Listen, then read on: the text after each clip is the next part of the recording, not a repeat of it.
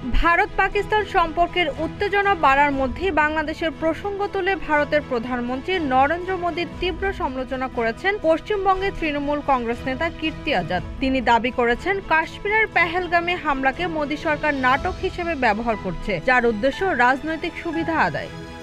শনিবার হিন্দুস্তান টাইমসের প্রতিবেদনে বলা হয়েছে, পাকিস্তান আবারও ভারতকে হুমকি দিয়েছে। পাকিস্তান জানিয়েছে, সিন্ধুর ওপর বাঁধ নির্মাণ করলে তা গুঁড়িয়ে দেওয়া হবে। এই হুমকির পর ভারত কোনো প্রতিক্রিয়া জানায়নি।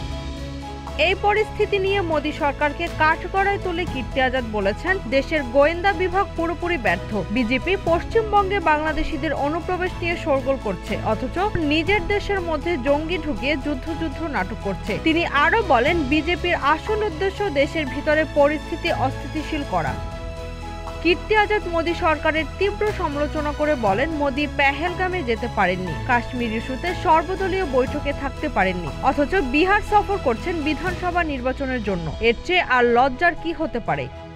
তিনি দাবি করেন, বিজেপি দেশের নিরাপত্তা নিয়ে রাজনৈতিক ফায়দা তুলছে, যা দেশের জন্য বিপজ্জনক। Z news, Dhaka.